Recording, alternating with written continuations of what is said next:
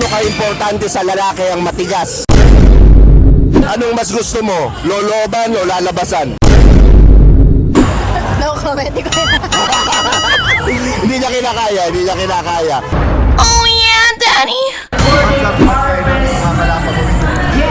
Okay, syempre, bilang po ito, kaya mo na naman ako kumalay sa inyo. Ang ganda-ganda ako, tinan mo. 먹는 날, 그 소리도 먹는 날, 먹는 날, 그 소리도 먹는 날. Pero sabi ng iba, mukha daw ang mas bata sa edad. Ah, talaga? Oo, ang laki. What the hell are you staring at? Ang laki na. Ang laki, laking bulat, laking bulat. Oo, yun ibig sabihin, ito mga to green eh. Ito may question lang ako, Madeline, pwede ka bang content team? Pwede ka bang content team? Content team? Oh, content team. Content team? Ikaw content. Ah! Pwede, pwede! Ano pa hinihintay natin? Content team na yan. First question ko, Madeline. Tito o fuckboy? Daddy! Daddy? Di ba tito na rin yun? Pero sige, ilang taon yung daddy? Daddy yung looks pero baby face. Parang, ano yung matangkad, ganun, pero baby face. Karoon ka naman ng boyfriend na daddy. Wala, pero may boyfriend ako. Ano naman niya ipapabuka tong video? Hindi naman siguro. Yan, okay, malinaw. Pero hanggang ilang taon yung willing kang i-date na daddy? Wala akong plano mag-date. I mean, yung willing mong i-boyfriend hanggang ilang taon? Siguro 21. 21? Daddy na 21? Hindi, kasi yung daddy yung matangkad. Ah, okay. Yun ba definition ng daddy ngayon? Sorry, hindi ko alam yung mga ano ng Gen Z. Okay. Next question. Importante ba sa lalaki ang pera? For me, hindi. As long as matyaga siya and marunong siya maging responsible, maging responsable. Ayan. Yes. So okay lang kahit hindi. Okay. Follow-up question ko. Mayaman na pangit o poging broke? Poging bro! Poging broke? Oo! So ganun ka-importante sa'yo ang look? Oo! Nakakapasya ko dyan. Okay. Paano pag ano? Hindi, okay lang yan. Yun ang ano mo, opinion mo, okay lang yan eh. So paano kapag halimbawa, pangit, mabait, pero mayaman, ayaw mo pa rin? Okay. Mahirap makipagtalo. Okay. Next question. Ngayong bakasyon, saang lugar sa Pilipinas gusto mo dalhin ka? Palawan. Ah, maganda. Bakit sa Palawan? Hindi ka ba nakakapunta? Hindi pa. Okay. Beach, ang gusto mo? Yeah. So beach person ka? Yeah. Eh, beach ka pala eh. Beach. Oh. Hindi na naman. Yan, okay. Ngayon, follow-up question ko. Gaano ka-importante sa lalaki ang matigas? Ang alin? Matigas, yung tigasin. Gaano ka-importante? Siyempre, sobrang importante yung tigasin na kaya ko ipaglaban. Oo. Kasi pag ano, kapag ka hindi matigas, mahirap, no? Oo, mahirap. Mahirap. No. Siyempre, lalampa lang pa, tapos hindi ka kaya ipagtanggol, di ba? Yan. Importante.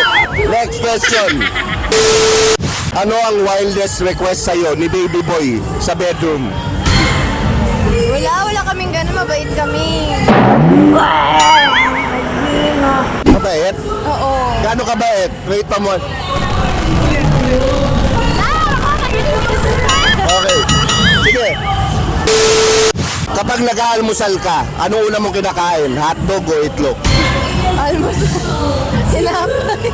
Putang ina naman, Bash! Hindi hotdog, hindi itlog. Hindi, tinapay talaga. Grabe, bakit naman tinapay? Oo. Pero mahilig ka rin sa hotdog. O yun yung ulam ko kanina eh, tanghali. Ay, umaga pala. Hungarian sausage o hotdog?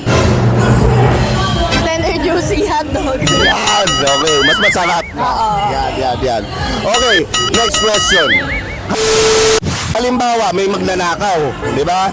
Anong mas gusto mo? Loloban o lalabasan?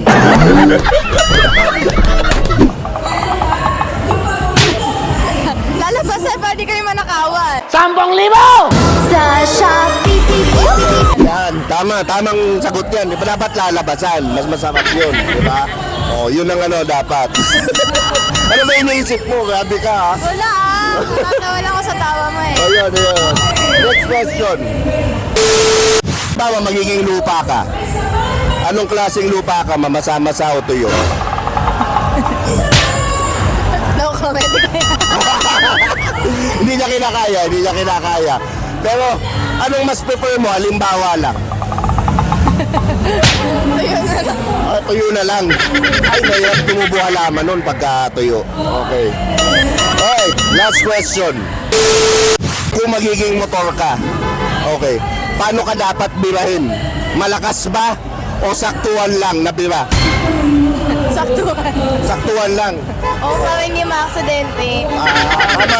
Tama nga naman. Ngayon, kung magiging motor ka, anong klaseng motor ba to? Ano ba? Big bike. Big bike? Bakit big bike? Para pwede pang rides, di ba? Mga marilaki, ganon. So, mahilig ka mag-ride? Oo. Yan. Gaano ka kadalas mag-ride sa isang linggo? Hindi, per month eh. Per month kami nag-rides eh. Ayan. Good job. Okay, last question. Kung punong kahoy ka, kailan ka huling sinibak? Punong kahoy! Kung punong kahoy. Oo. No, wala akong maisip. Okay ako. Wala na akong tanong. Congratulations, Madeline. Natapos mo yung interview. Di ba? Kinakabahan ka pa kanina. Gusto ko lang sana i-promote mo yung social media accounts mo, Madeline. So, hi everyone. My Facebook is Madeline Santiago Bordallo. My TikTok is Mads Bordallo. And my Instagram is Mads Bordallo. Yan, okay. So dito na nagtatapos ang ating interview. Ito nga pala ang paborito niyong Tio, si Tio Bray. At huwag niyong kalimutan mag-subscribe sa channel ko. At lagi yung tatandaan ng kasabihan, walang pangit-pangit. Sa dito ang galing! Nakakagalit.